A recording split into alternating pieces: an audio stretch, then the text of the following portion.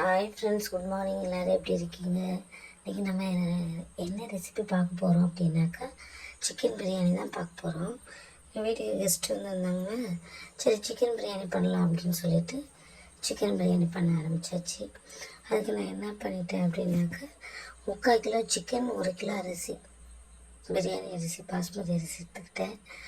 Chicken வந்துட்டு manufacture பண்ணி வச்சிடலாம். வந்துட்டு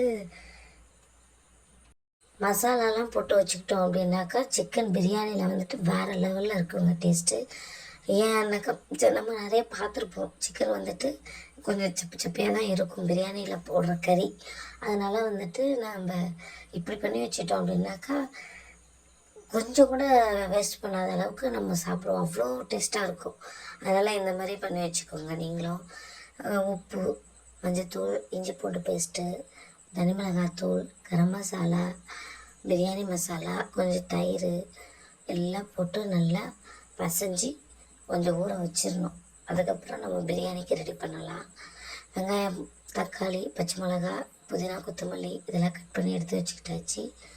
ஒரு பாத்திரத்தில் எண்ணெயை வச்சு அதுக்கப்புறம் பட்டை வகைகள் போட்டுட்டு வெங்காயம் நல்லா வதங்கினதுக்கப்புறமா கொஞ்சோண்டு கேசரி பவுடர் சேர்த்துக்கிட்டேங்க நான், கொஞ்சம் கலருக்காக.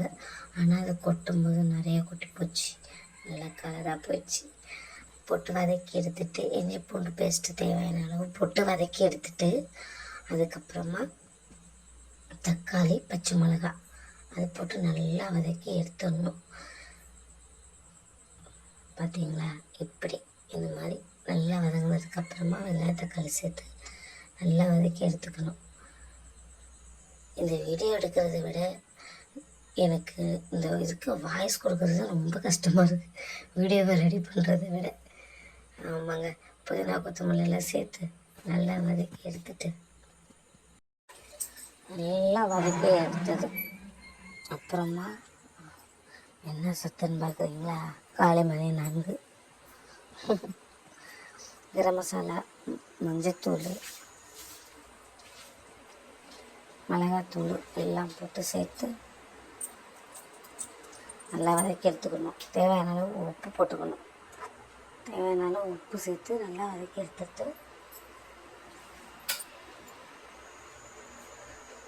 கொஞ்சம் கறி நம்ம மேனுஃபேக்சர் பண்ணி வச்சுருக்கோம்ல, அந்த கறியை சேர்த்துட்டு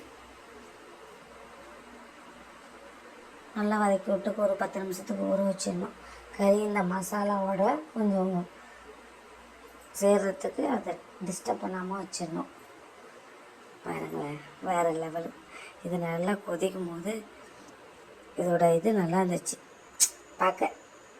அந்த சிக்கன் வந்துட்டு அந்த எண்ணெயில் பட்டு பட்டு பட்டு கொதிக்கிறது நல்லா இருந்துச்சு.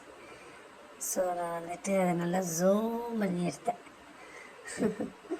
தயிர் கொஞ்சம் லேட்டாக ஆட் பண்ணிட்டேன். நீங்கள் அப்படி பண்ணாதீங்க, சிக்கன் போடுறதுக்கு முன்னாடி ஆட் பண்ணிக்கோங்க. இது வந்து நெய் நானே செஞ்சேங்க, பாலாடையில் எடுத்து நானே செஞ்சேன். அந்த நெய்யை ஊற்றிட்டு அப்படி கொஞ்சம் நேரம் முடிச்சிடணும். அதுக்கப்புறமா நான் என்ன பண்ணிட்டேன், பக்கத்தில் அடுப்பில் வெந்நீர் போட்டுட்டேன். வெந்நீர் எடுத்து ஊற்றிக்கிட்டோம்னாக்கா இந்த பிரியாணிக்கு சீக்கிரம் ரெடி ஆகிக்கும். அந்த வெந்நீர் எடுத்து 1 கிலோ அரிசிக்கு அப்புறம் நீங்கள் அளந்து வச்சுக்கோங்க. எத்தனை கிளாஸ் இருக்கோ அத்தனை கிளாஸுக்கு 2. நான் 1 கிலோ கிளாஸில் அளக்க முடியாது, ஒரு பெரிய பாத்திரமாக கூட அளந்துக்கோங்க. போட்டுட்டு தண்ணி தேவையான அளவு வச்சு இப்படி நல்லா கொதிக்க விடணுங்க.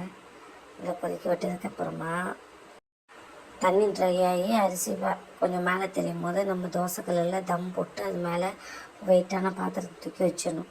நான் தம் போடும்போது சிக்கன் கிரேவி பண்ண போயிட்டதால் நான் தம் போட்டதை வீடியோ எடுக்க மறந்துட்டேன். அதுக்கப்புறம் ஆனியன் ரைத்தா சிக்கன் கிரேவி பண்ணி வீட்டுக்கு வந்த கெஸ்ட்டுக்கு, அதாவது என் ஃப்ரெண்ட்ஸுக்கெல்லாம் பரிமாறியாச்சு. வேறு லெவலில் நல்லா இருந்துச்சு, அருமையாக இருந்துச்சு சாப்பாடு. நீங்களும் இந்த தீபாவளிக்கு இதை செஞ்சு ட்ரை பண்ணி பார்த்துட்டு எப்படி இருக்குன்னு சொல்லுங்கள்.